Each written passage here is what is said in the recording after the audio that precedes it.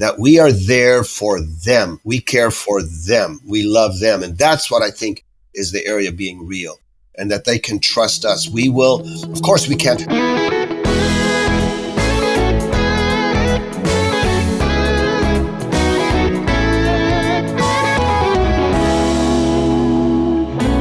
Lähetystyön takahuone. Tervetuloa kuuntelemaan Suomen evankelis-luterilaisen kansanlähetyksen tuottamaa Raamattua vain ekstraa, vaan lähetystyön takahuone-podcastia, jossa käsitellään hyvinkin erilaisia aiheita erilaisista näkökulmista, mutta aina keskitytään johonkin. Ja tällä kertaa keskitytään puhumaan englannin kielellä, koska 2-3 vieraasta tulee ulkomailta ja täten vaihdetaan kieli englantiin, mutta sitten taas kuukauden päästä tulee jakso suomen kielellä. Voi olla, että tähän tulee vielä bonusjakso englannin kielellä, mutta se jää nähtäväksi sitten. In first, I have to say that thanks for coming on our program. Let's start with easiest one to say tervetuloa, Timo Keskitalo. Yeah, thank you. Kiitos. Timo has been doing among Muslims work how many years? Oh, that is kind of difficult to even count, but some 40 years, I guess.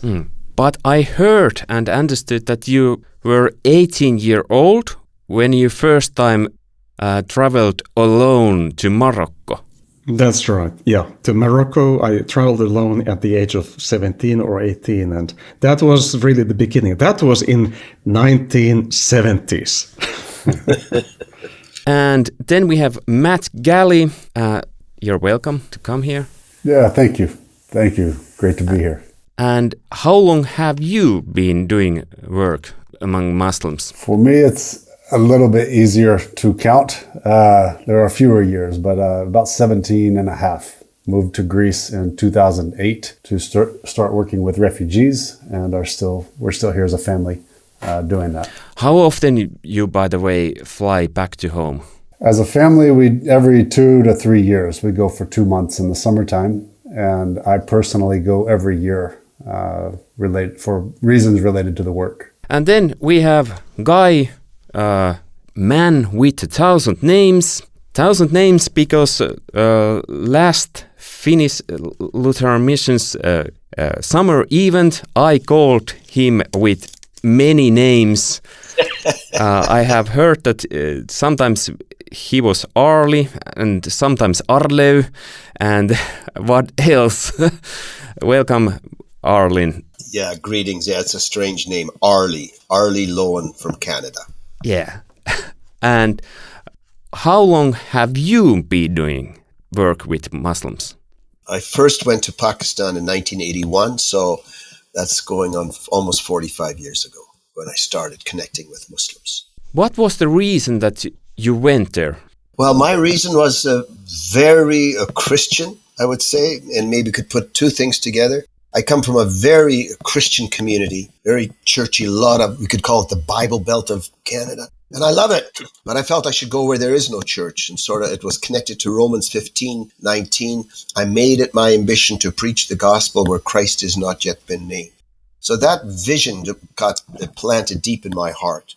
And at that time, that was just the beginning of the flood of refugees in Afghanistan, coming out of Afghanistan, flooding into Pakistan. And so there were ministries starting with these refugees, 45 years ago. And so I joined Operation Mobilization to help with those refugees. So those two things came together and I started and I got hooked into that journey and I'm still running 45 years later on that track. Matt. So in 2005, 6, and 7, my wife and I led groups of high school students from the U.S. to Greece on short-term mission trips in the springtime. And we had a chance to serve refugees in those years. And I remember having my first conversation with 2 Afghans who shared about their journey from Afghanistan to Greece and the 3-4 months that it took them, and just for my own life at that time in my mid-20s, I couldn't relate to anything that they described of their experience. And so that just broke me. And yet they also described going into a local church where there was bread and wine being given out, and they asked me to describe what was happening, explain that. So I found myself for the first time interacting with Muslim refugees, talking about the body and the blood of Christ, the sacrifice, forgiveness of sins. And I just, I don't know, we just really woke up and said, okay, God, what are you doing here? And that's where we feel like God really started calling us. Yeah. And so then in 2008, we moved to Greece to serve refugees full time in that same purpose of being a light for refugees that are coming out of the East and into the West and being there with the gospel. How about Timo? Was it the trip which you made 17, 18-year-old?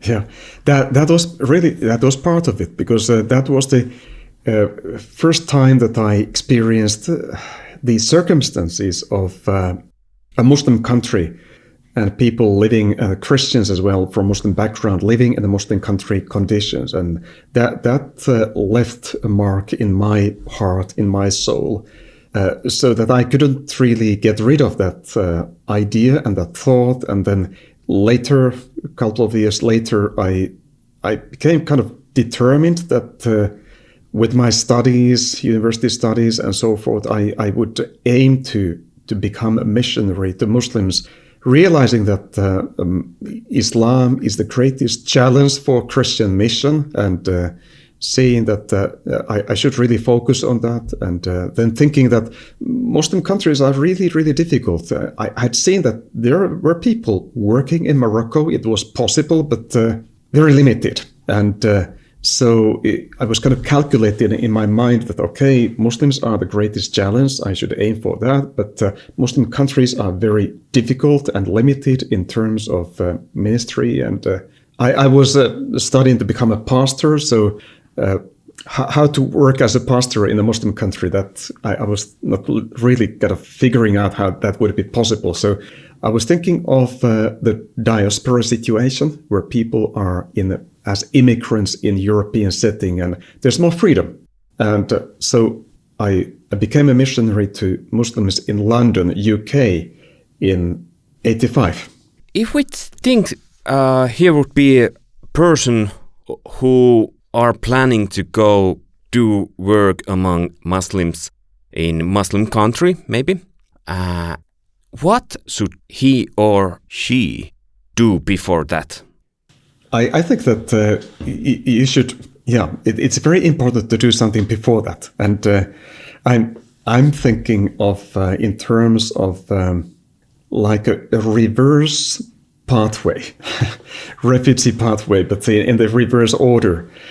So when thinking that Muslims are coming from Muslim country, they are on a journey somewhere, and they stop on the journey and they come to a destination. And the destination where maybe where this person is now thinking, I would like to go and serve in a Muslim country. But from our end as well, we should think in terms of this pathway and start working with Muslim friends in our location first, and find out about Muslim background believers groups in our own country, and relate to them, learn something about their culture and their stories, and try to find a way to serve in that kind of setting in our own country, and then take the next step and go to Athens, for instance, or to Istanbul or somewhere on the pathway where it is relatively easier than in the actual home country of that person, and only after that maybe think about going to the actual country. That's my thinking, that we should use the same path. Well, I will ask also now after that differently. What this person should do before he or she goes to work among Muslims somewhere? So if I could answer briefly, I think, Arli, you have a lot to say about this topic. But just briefly, there was something that happened here in Greece one year. actually it was 2015. For those that may not be aware, 2015-16 is when 1 million refugees came through Greece and into Europe. 10% of the population of Greece came through as refugees. And there was a family who had lived in Afghanistan for a year and a half or more, had decided to be there as workers, indefinitely. They didn't have an exit plan. But because of the challenge that came against their security, their safety, they had to leave. And they were visiting Greece at the time, trying to decide what's next for them. And this guy, who had committed his studies and his life to this people in this nation, was so jaded and so hurt by his experience. I won't tell the full story, but he really hurt some Afghan believers that were with us by some of the things that he came out saying that were racist, that were just very hurtful. And I had a very deep conviction at the moment, very related to what Timo shared, that if this man could have caught a vision of what God was doing among Afghans and seeing Afghans come to faith in Christ and go and preach the gospel and love and serve sacrificially, and if he could catch a vision for what that could be like, and he could see that here in Greece, he could see it in Finland, he could see it in Europe, then he takes that with him from the mountaintop out into the valley in the land that he's going to serve, and he has a picture where maybe his imagination couldn't go. He's able to see it and pray towards it. So I think it's very valuable that before workers go on into work in hard places like that they catch a vision for what God's already doing now and what he's capable of doing in the future. I think what both have shared just is so relevant. You prepare on the way. It's not that you go to a college and you specialize. I mean, I did. I studied for 4 years theology, and in my 4 years of theology, I never once learned how to understand what it means that Jesus is the Son of God. We've got that all figured out, just assumed in our Christian theology. But you ask a second-year Bible student, explain what that means. Is Jesus God or the Son of God? Which one is he? And even the theologians can't explain that. But the average Muslim on the street has that question. And I think we can only really understand how to respond theologically and culturally through practice, through experience. Though, of course, we need some intellectual preparation, some awareness. So what Timo and Matt have shared, having the vision in your heart, and then you relate to MBBs. They're your greatest mentors. MBBs, I mean Muslim believers from Muslim background. They're great mentors. They will tell you their stories. Now, their stories are also jaded in many ways because they've come from one religion to another religion. But as you go deeper than meeting Muslims or Muslim background believers in your country, then you move in through the refugee highway, sort of against the flow, as Timo mentioned. I think that's a great way to get your feet more wetter and wetter along the way. But I would say in two areas you can develop yourself mentally or theologically. One is learn culturally how Muslim peoples live their lives, which in many ways are different than the Western perspective. What is an honor-shame culture? What does that mean? How do I relate to someone from an honor-shame culture versus from our world? That's one area, and we could discuss that further. And then the other is the theological, that especially if we are missional, we have a deep theological mind. Muslims are God-conscious people. Of course, there's all kinds of Muslims. There's a huge mosaic of the Muslim world, and we shouldn't put them all in one box. But they think theologically as well. But we can so easily fall into theological debate, and because their theology and our theology is so different, that theological debate misses each other. Yeah, I'm thinking that, yes, these are very important, these two areas, shame and honor culture, understanding and all that involves, and then the theological being prepared theologically to answer the difficult questions. So we should have a very solid view of the Bible, that we are ready to defend the Bible and the authority of the Bible, and what are the reasons, and then the basic doctrines of Trinity and Jesus being God and man.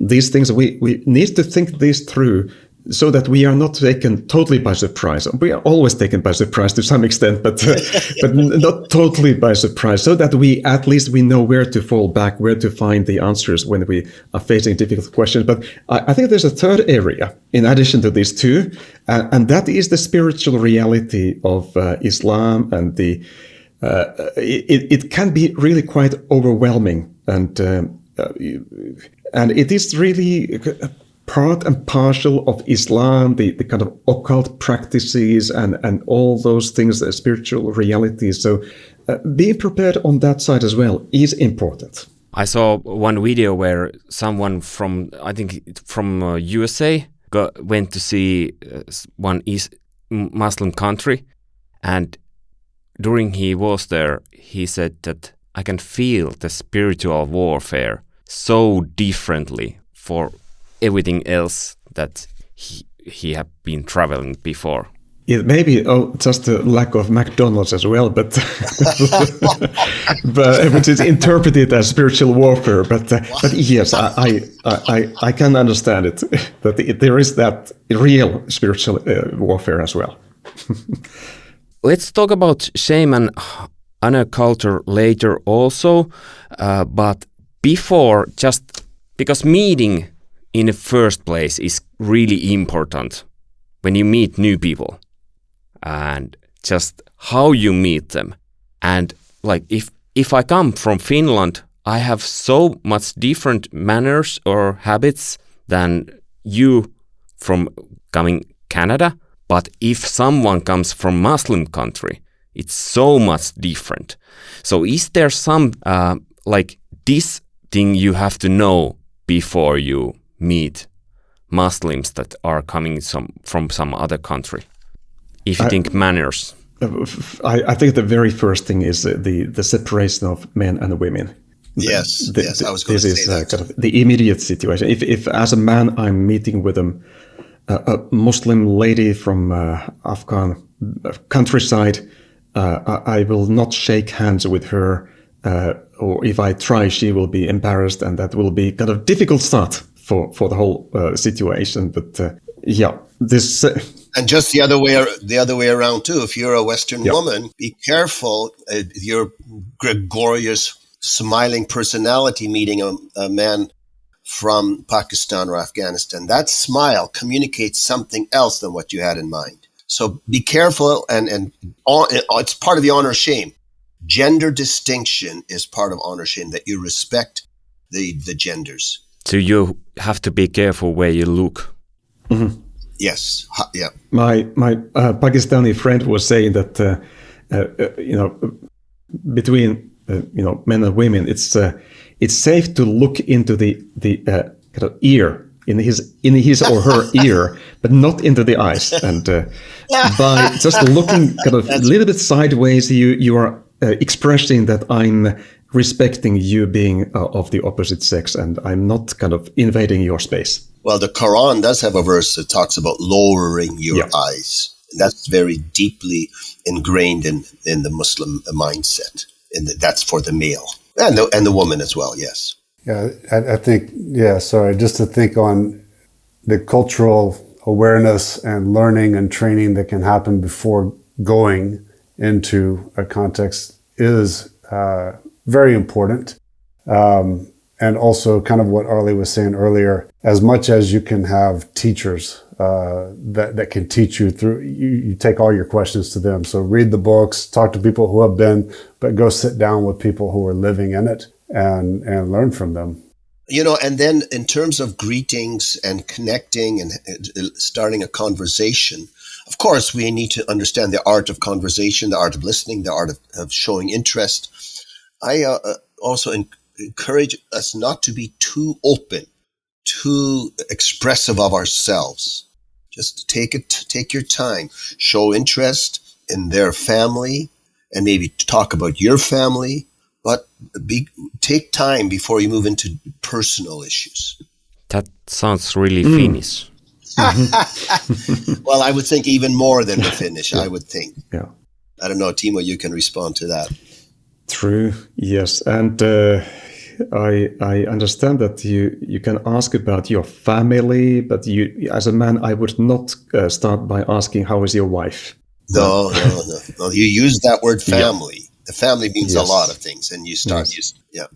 How about I heard from someone that being real is really important, and in that culture, they read you all the time.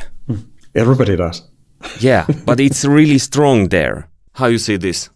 I don't know, that's a huge sort of metaphysical question. What does it mean to be real? But in an honor-shame culture, you stay sort of on the surface and you continue to esteem and respect one another, even if you inside have a different feeling. So you don't express your feelings. So I don't know if I understand where that person was coming from. You don't share your feelings. You're the honor shame culture. How are you doing? Things are going wonderful. Have you had food? Yeah, sure, I've had food, but they haven't had food. So the honor shame culture is not real in that sense. And so I also take my time in some of those areas to not immediately express my feelings and emotions. How you can be real? Because as Finnish person, we are like, that's it. No, you can't. You got to dance. Yeah. Okay, learn to dance before. I don't. Matt, how are you? Are you? Yeah. Have you learned dance? I'm thinking if I learned dance. I guess I'm thinking through the different contexts of. Arli, what I hear you saying is, especially when you're getting to know someone or you're getting to know a community, that this will be most important, that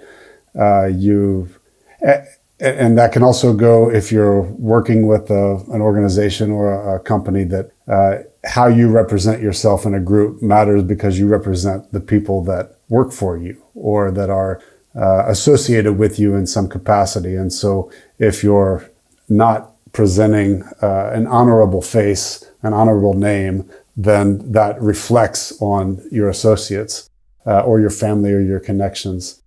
And so, maybe it would be interesting to hear what you would say for how does that develop in the closer relationships when, and this is where I think the context will change if we're talking about Muslims or believers from Muslim backgrounds. I remember a good friend here telling me one time, if an Afghan friend, that if we were best friends in Afghanistan for 10 years, maybe I would never see his wife. I would never have met her. And on the contrary, in Greece, we're going to have our families get together. We're doing birthday parties. We're going to do meals and different things. So the contexts seem quite different. And so I would guess that getting real might be easier in this context in Europe and in the West than it would be in a Muslim country or in Afghanistan, to say. Yeah, we have an Afghan man in our church who lived together with his father and mother in the same house to the age of about 35, but he had never heard his mother's name. So he didn't know his mother's name. Wow. That shows something about how things are hidden as well.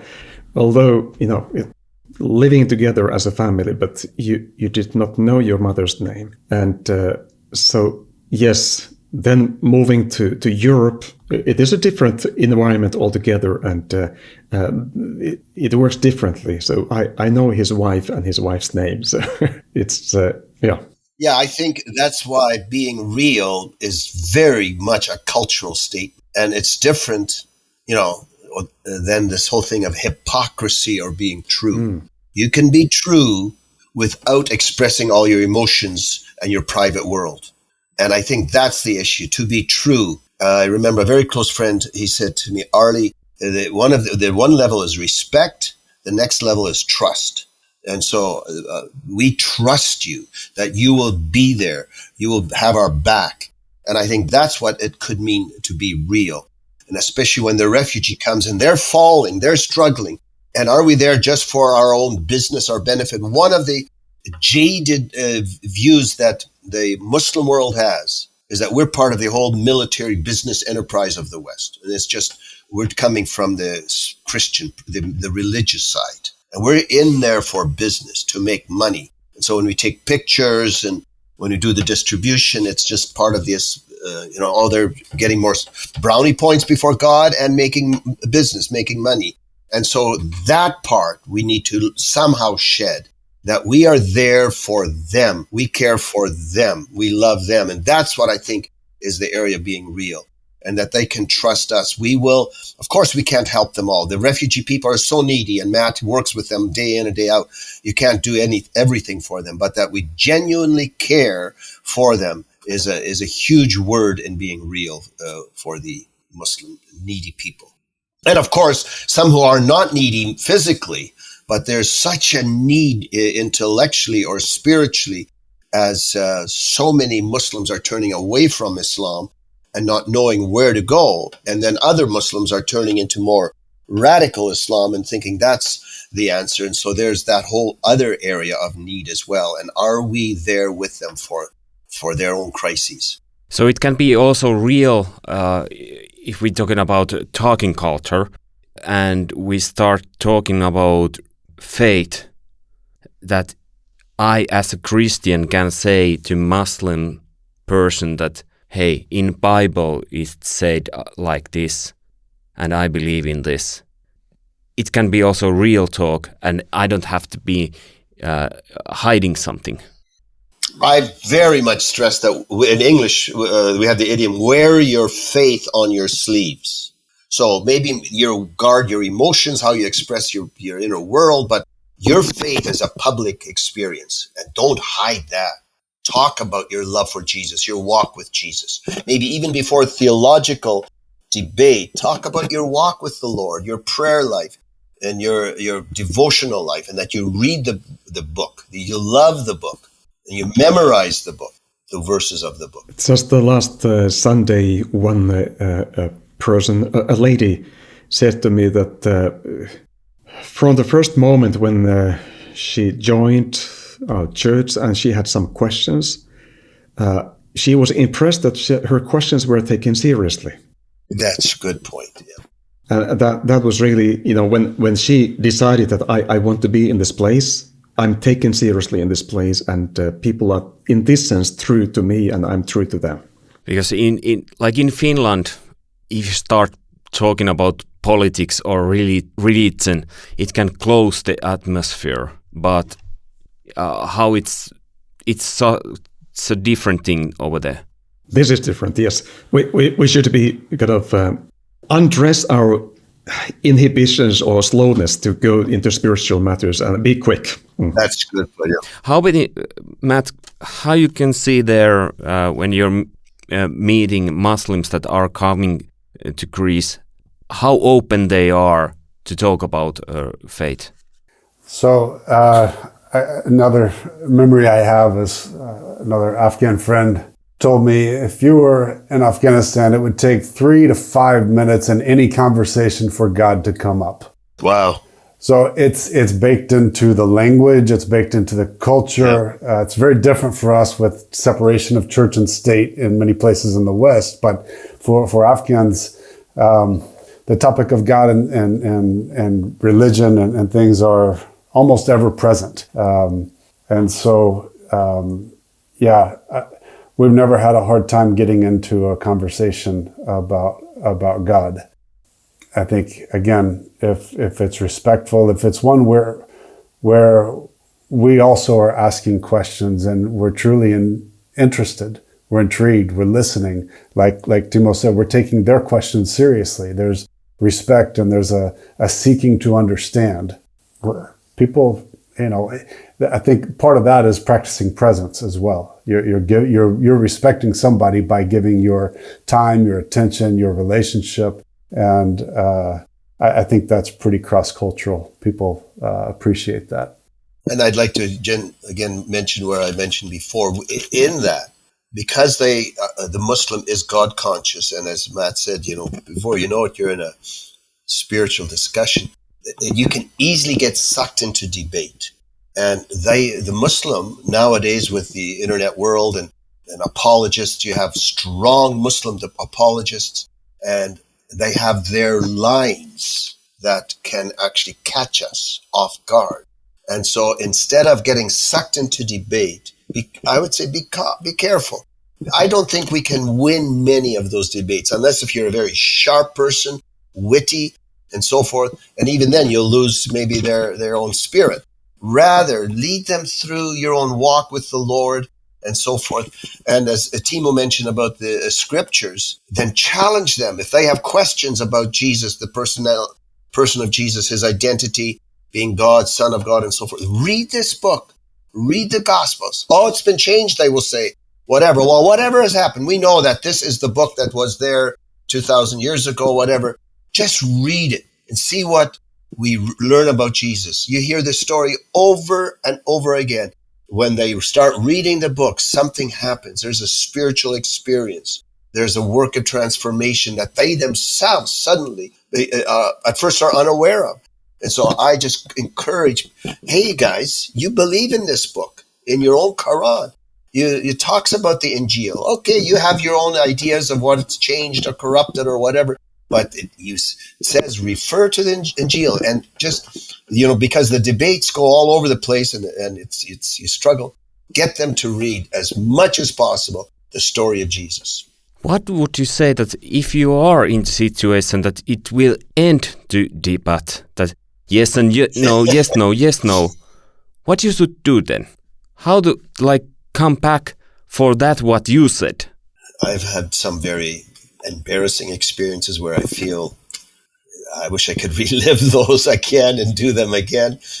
And then I have others that have been wonderful, where God gave me the right words, and that was just what was good for those people. So I don't know if there's a specific way, but you need to pray for wisdom to know how to speak, especially these are the two issues, the person of Jesus in the context of Trinity. And so we explain the person of Jesus in the context of Trinity. And the Muslim, wants to know about Jesus without the Trinity. And that's why we pass each other. And so who is God? How do we know God? Can God be here? And so forth. And so you develop stories of how God can come close. Can he come to us in a person? Can he come to us in the person of Jesus? And so forth. Or is he only in a book? I don't know. You have different stories and ways to explain the person of Jesus or the authenticity of the scriptures. And I don't know if there's one way to get through a debate. I don't think that we should be too much afraid of debates and discussion ending with the yes, no, and this kind of. Jesus had many debates with people, and sometimes they ended up with people collecting stones to kill him, and that was the end of the discussion. And was it a failure? I don't know, but Jesus had these debates many times, so let them happen if they are to happen. Yeah, I would say it also can depend what's the context of the relationship. So is this a one-time conversation and you're not going to see the person again, versus is this someone that you're going to go back for repeated conversations? Are they watching your life? Are they watching your marriage? Are they watching you as a father or a mother? Are they watching you in the context of community? Because as we said earlier, your life is a gospel message, and they're learning one thing or another from how you live. And so, yeah, in those contexts, then it's easier, I think, to get into the debates because you can revisit the topics. And part of that is a spirit of humility when we run into areas that challenge us, because most of us are not, scholars or big theologians. And so we do run into challenges that we certainly will hear questions we've never thought of. I remember a guy asking, how if God is if it's the Father and the Son, how did the Father not just murder those soldiers who were beating and crucifying his Son? And this guy was asking with almost tears in his eyes, and I thought, wow. Again, to Arley's point, we just kind of read that and accept it and move on. But he was emotionally moved, wondering how could God as a father allow his Son to go through that level of suffering? And how do I then show this guy, well, this is the father-son relationship? So that sends me into deepening my own faith through this guy's questions. Exactly. It's great to be in the same place and have tears in our eyes thinking about this thing. How can it be? And it's really a blessing for us. I often encourage church people who are meeting Muslims, especially in the West, the resource by Nabil Qureshi, Seeking Allah, Finding Jesus. And it's such a delightful read because it gives you both the cultural depth and a theological depth, both. And so it's not a bash against Muslim culture and how bad. He comes from a very loving, deeply welcoming family, Nabil Qureshi. And so he comes to faith through the intellectual process. But so that book will give you a both end of the cultural and the theological, and a very delightful read. I've read it 2 times, and I encourage people to read that. I even heard a Muslim scholar. They were on some kind of Islamic podcast, so they were discussing this book, and he himself said this is a page turner, and then he wrote it off because of this and that. But it is indeed a page turner. Nabil Qureshi, Seeking Allah, Finding Jesus. Hey, I want to share one incident. Last summer in our church, we had a Afghan pastor preaching from Psalm of David. And David's prayer for asking for forgiveness after what he had done, committing a murder, adultery, and everything. And there was one person in the congregation who was the first time in his life in a Christian church, a Muslim person, older gentleman. And in the middle of the sermon, he opened his mouth and he said that you are speaking wrong. If David, as you claim, committed all these sins, he should never be forgiven. And I think that was so genuine reaction. So genuine. But I had to go and kind of calm him down and say that let's talk about this after the sermon. Let him speak now and we talk about this after. But we should have that reaction. When we read this psalm, we should be really getting angry. Is God going to forgive him? Never. I would never forgive him. That should be our genuine reaction, but we have lost it. But Muslims are helping us to be like angry at God who is so merciful. Arli already said on some point that we easily say Muslims, but there are many different groups. In one country can be so many different groups also. But how about secularized Muslims also? They are one big group that inside them are really different kind of groups, of course. But how about meeting them? Is there something different?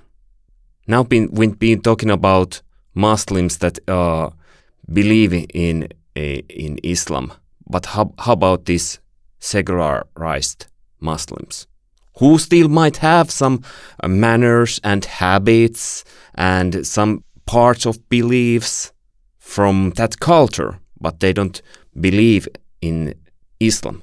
Often the secular part in their life is on the surface, and Islam is deeper inside. So that is often the case, even with the second and third generation immigrant Muslims. That is often the case. But I guess when time goes on, the secular mindset is getting deeper and deeper in them. But yeah. This is, in one sense, the crisis that the Muslim world is facing, is what is Islam? Who speaks for Islam? Does Al-Qaeda, does the Al-Azhar University in Cairo speak for Islam? Does the Iranian Ayatollah speak for Islam, Hamas, or this reformed person? Who speaks for Islam? And the secular Muslim, like, again, would be a variety. So there's devouts, radicals, devouts, and then reformed. And even within the reformed or the secular, there's so many kinds. So you will have devout atheists, and then you will have agnostics, and you will have deists. And as you said, you will have then cultural Muslims, and then sort of shallow secular. Here is an opportunity for us as Christians. And it's not necessarily that the secular is on our side, so to speak, but there's an opportunity to speak about who is God. Because many reasons why Muslims be secularized, one is their experience of radical Islam, of harsh Islam. If that's God, I don't want to have anything to do with that. So that's what draws them away. But they still want to believe in God, in a creator. But is there an alternative? And so as a Christian, we can come in and share with them the revelation of God in the person of Jesus Christ. God is love, that God does care for the widow and the orphan and the needy, the fatherless. You know, the thing that came to mind in this conversation really was remembering at one point several from Iran that were coming to faith super fast, really quickly. And we started listening to their testimonies, and it was so much against Islam. It was so much against the Islamic Republic of Iran. And this conviction built up.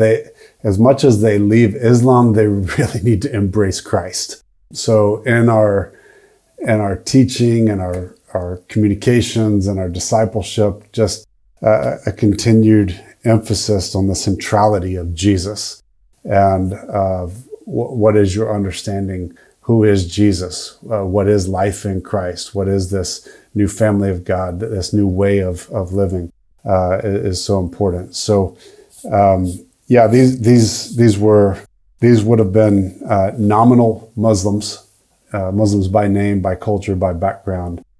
And so, anyway, that's the story that came to mind.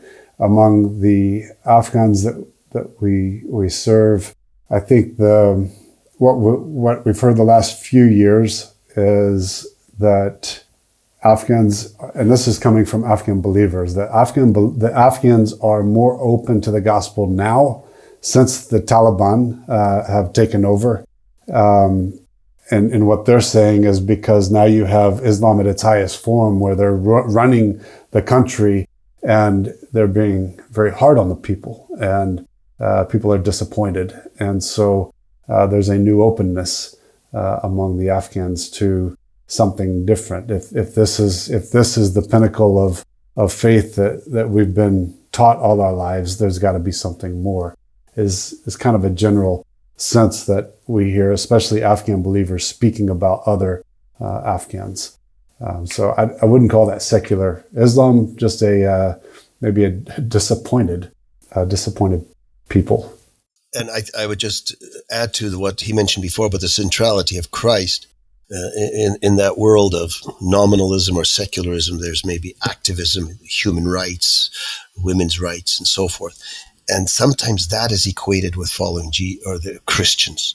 And for the Christian gospel, that's an outworking. Human rights is not the centrality of the gospel, but it comes out. And so we can sometimes be deceived at someone that's maybe much more committed to the call of activism, whatever it might be, and connects that with our Christian commitment. And so we go back to Jesus as the foundation of our faith, and not some kind of humanitarianism that some are esteeming as first and foremost. Mm-hmm. Yeah, very good point. Hey, one thing I've been thinking actually is because in some places it might be that among Muslim one come as a Christian faith and he has Bible, let's say, and other one don't have Bible but he comes also in Christian faith, and they are borrowing the one Bible among each other. I have heard this, but the issue is it might be that they are all really young believers, that they don't have like adult Christians. How they can survive in some countries, like it might be that they don't have gospel goes on, but they don't have teaching. Is this the case? That is the case. For instance, inside Afghanistan, there are small groups, secret house churches of maybe 3 people maybe 6 people, 10 people. And they are new believers, all of them. Maybe one of them has a Bible on a computer maybe or something, and they are sharing this one Bible text and reading it. I'm relating to some groups like that.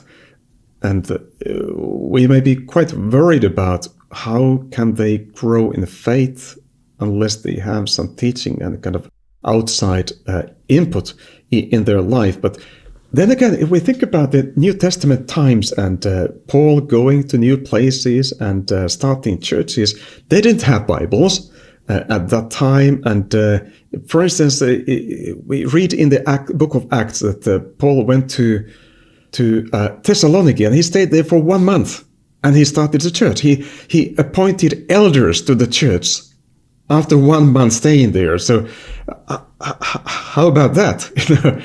It still happens now in places. Have you seen these kind of things, Matt and Arli? I think, I can speak briefly. I think that there is a lot of teaching, kind of as Timo, you spoke, from the outside in, online. There are, God knows how many people, I don't know, that are calling in, that are on the internet, that are with their family, that are connected with various groups. Some are organized, some are much less organized, but there is seems to be a tremendous amount of connection from the outside in that's providing teaching and prayer and counseling and calls and that type of thing. So thank God for the age in which we live, that they're not limited by their physical resources just around them, that the body of Christ is present with them from outside in. And then there are other great resources like satellite TV and radio. And if anybody has internet connection, then the social media, again, God knows how many are doing ministry through social media right now. So it's a fascinating time to be alive and to see the kingdom advance. The need is great, but the workers are growing and the work is growing. Yeah, we are in unprecedented times, and it's just both a privilege and a challenge to have worked among the Muslim people these last 40 plus years. From when we started, I remember I got a book by William Miller, 10 Muslims Find Christ. And so that was written in probably 1960, 1970. And it would be it's not meaningless. It's, of course, 10 Muslims become Christians, but tens of thousands. And just before the show here, Timo shared another story. And yesterday I heard another story.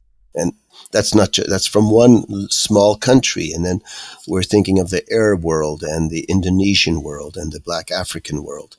And it's an unprecedented time, of course, in many aspects of the world. But the one story that's not told publicly is the waves of Muslims from different backgrounds, from the different David, what's his last name? David Greenlee or something. I'm sorry. He's written this book, Wind in the House of Islam, and that's already outdated. It's about 15 years ago. And he talks about how there's movements of Muslims coming to faith, and they are growing. Sure, there's a lot that fall by the wayside that might not survive. That's already from the New Testament. Many came and then they left. So in one sense, that's sad, but that's just part of the reality of a movement. But there are many movements, and we get to be part of these movements. Start of this episode, I said if there is a person who is going to Muslim country and now he or she has been practicing in own country and is traveling to other country, but is there some things that we should be afraid of if we are going to other country, and can we go as a family? I know Arli has been with his families nowadays. I asked my wife just before the show about this question. What should I respond? And she said, we shouldn't be afraid, but we should be wise. And so we have lived in Pakistan many years, and then we've lived in Afghanistan with our daughters. And so it's not that we're afraid, but we're careful. And especially, again, exactly what Timo mentioned at the beginning, the whole area of the gender, the male and the female, keeping that respectful. helps us to survive, respecting the neighbors around us and so forth. So I don't live in fear, but we live with an awareness we're guests here. And so I act like a guest in the sense that I will respect the others. Of course, I've made mistakes. I've pushed myself. Sometimes the stereotype of the Western bully, we become that ourselves, and we have to confess and walk humbly, be learners constantly in terms of language and culture and relationships and so forth. So fear, well, I think the fear is, could there be some people that are maybe not genuinely interested and they're showing interest? Not taking everything always right away at that person's word. Just cautious also in that area in terms of conversation and reflection. My experience with people, you mentioned we should be real. Well, lots of people are not real, and we need to be careful about, is this person real or not real in their coming to us, in our relationship with them. That's an area that we need to we would not be overly naive in our relationships with another culture. I give one example. When I had some serious difficulties in my life, a Muslim friend of mine, his reaction was to say that, oh, it must be that some Muslim imam or mullah has put a curse on you. So he was assuming, his natural kind of assumption was that when things were difficult in my life, it was because of somebody cursing me, which kind of reveals that there is a spiritual reality and a kind of battle, and Muslims are very much involved with that, which means that we should take it seriously, not to be afraid, but take it seriously and pray for the protection of Jesus Christ over ourselves and our family, especially our family.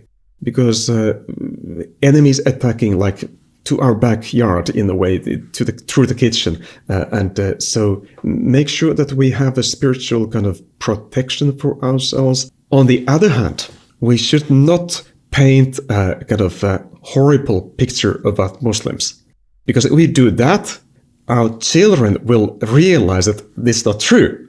Muslims are wonderful, hospitable, nice people, and when they realize that we are painting some kind of demonic picture of Muslims, they will say, they are not like that, and they will go all the way to the other direction. And so we have to be realistic as well and see the goodness in our Muslim friends and neighbors. So I'm thinking of these kind of two things that we must take care, not to be afraid, but be cautious and kind of understand the kind of battlefields that we are going, battlefields of mind that we are going into.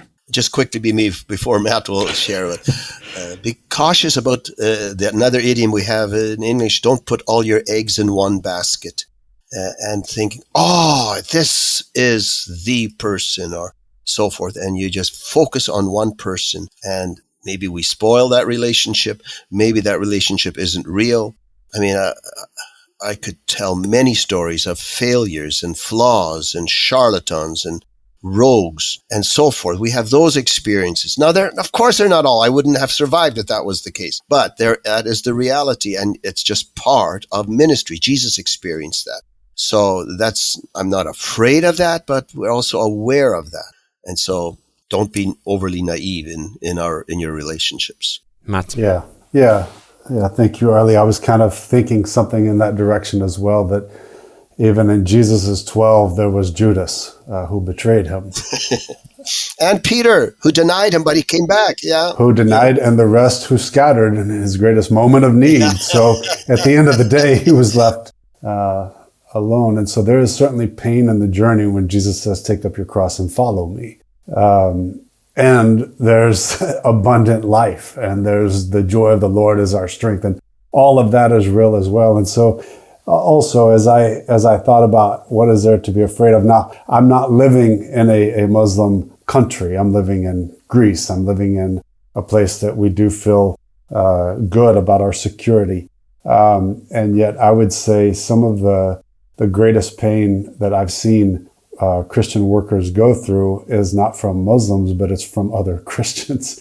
and it's from within leadership structures and things like that. And so I think above all else, guard your heart and be prepared that we still live on this side of eternity. And but God is good, God is faithful, and if He's calling, He will prepare, He will equip, He will sustain, and that's where we find peace in His presence and strength through storms and those things. So to be afraid, no, we don't live by a spirit of fear. We don't make decisions based on fear, and yet there are real threats and there are real realities that we need to face.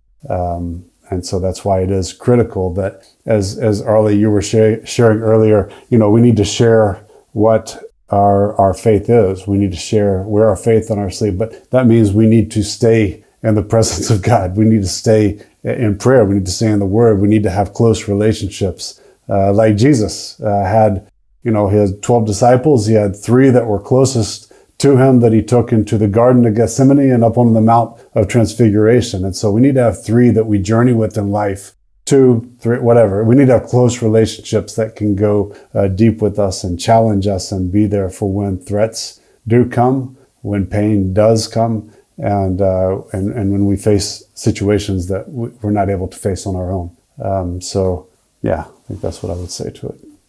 I promise that we will talk later shame and honor culture.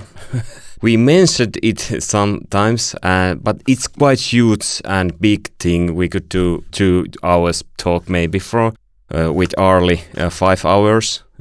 But from each of you, I'd like to hear one thing that Christians should know about shame and honor. Well, let me start, since I can start and everyone can add. Respect. So learn to respect and understand rank in the respect. Maybe we don't appreciate rank. Someone has more respect than someone else, but learn how to work through that. And then respect also in terms of the genders and so forth. And especially respecting the elder, paying attention to the elder and so forth. So that would be one key area of honor shame. Hey, I respect you still that I made laugh about 5 hours. Matt? I hope this comes out in a coherent way.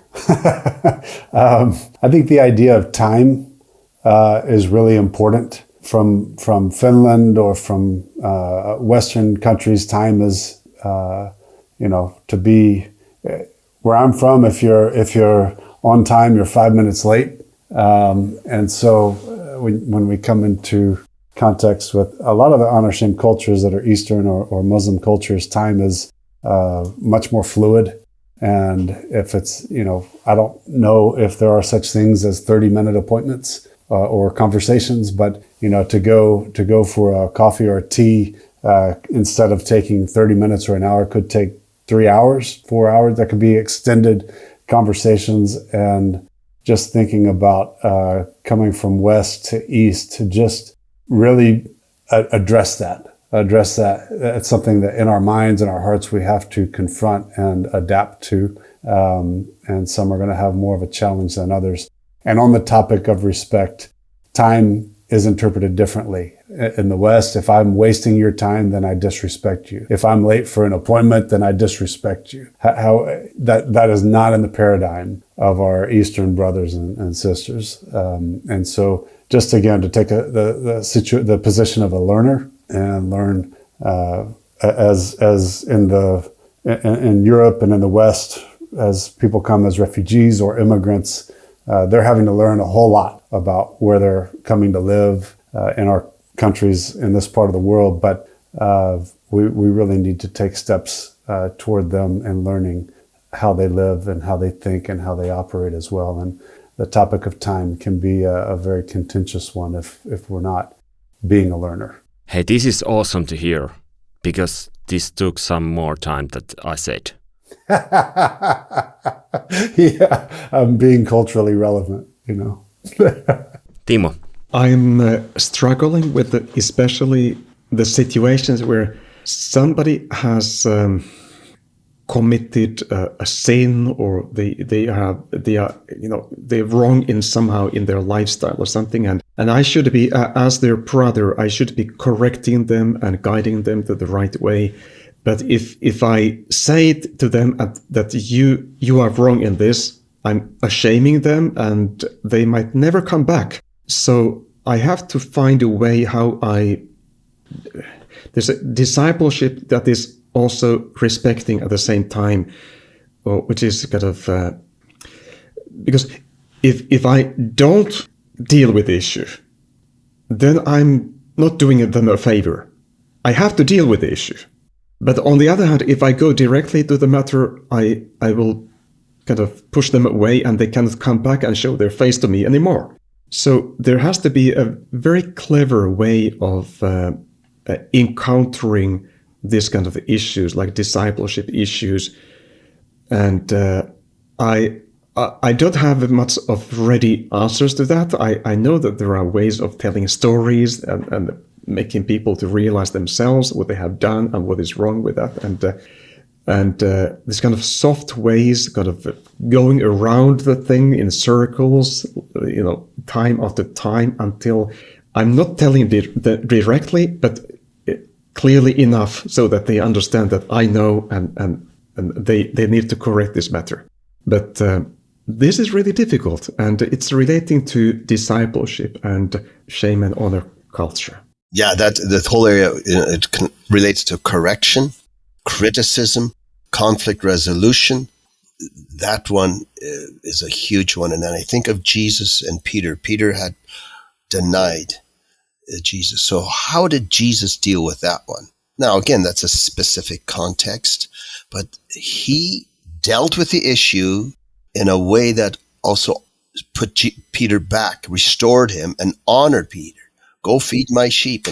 And I'm working through that story, thinking of it, and can we somehow learn to do that instead of name the sin? You got apology requested, apology accepted. Some of those formulaic ways of correction and confession and so forth. I don't know if those really restore relationships.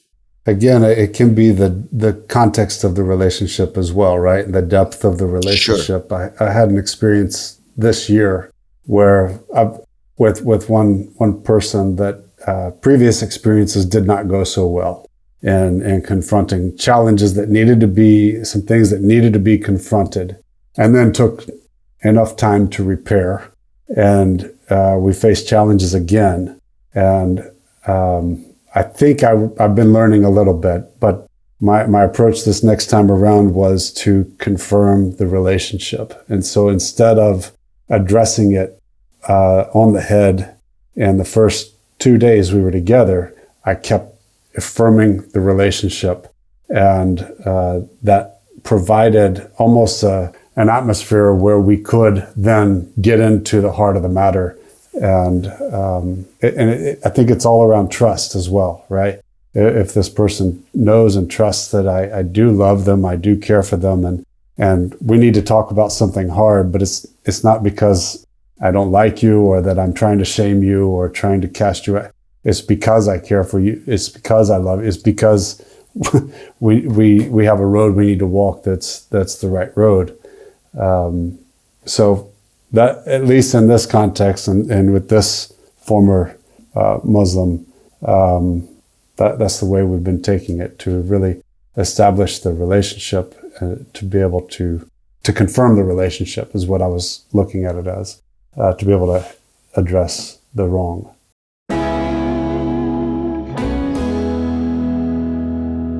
I'd like to end this for positive challenge, because before we did this, I was talking with some missionaries also, and one of them said that one thing that helped him or her was that they had to make their own testimony, write it down and read it out loud.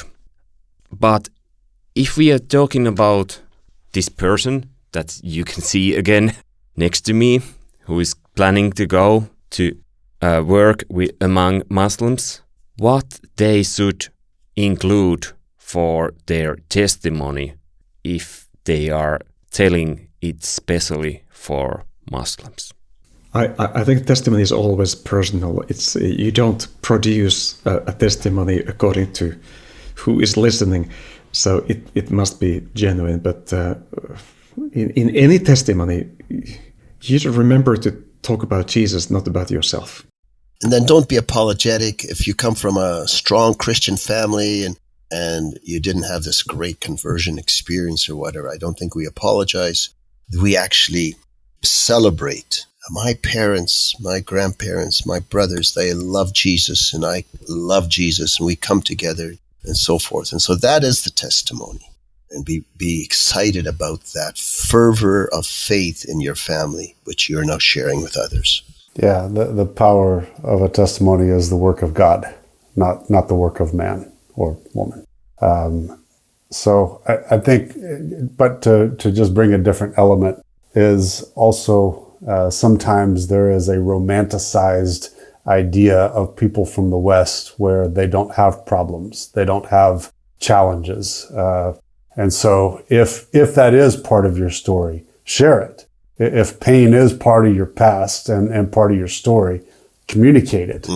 There's something that is intriguing and different for most coming from the East when they hear that.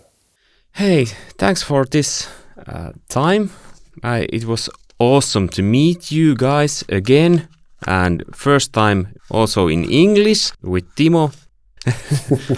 Before this we've been talking in Finnish, and maybe after this we will talk in Finnish. And about shame and honor culture, Arli has been writing couple of books, and are they able to order from Amazon? Yeah, I'm sorry, we're struggling with that. Some of my books were published in Afghanistan, and so yeah, we're still in process of getting them onto Amazon. Okay, so straight to arleyloewen.com or something and send message. Something, alowen.com. And Matt, we will meet you later. And are you writing, by the way, some letter for your supporters? We do not have something that we send out on a broad basis at this point. We do keep a Facebook page going and that type of stuff. Diaspora Pathways is our name. Okay, go there and follow them. Hei, thanks and hyvää päivänjatkoa ja iltaa. Jos olet suomenkielinen, niin tässä vielä sitten suomeksi tämän verran. Ja tiivistettynä, niin tää oli hyvää keskustelua. Oikein hyvää ja siunattua päivänjatkoa. Minä olen Mika Everinen ja sanon moi moi.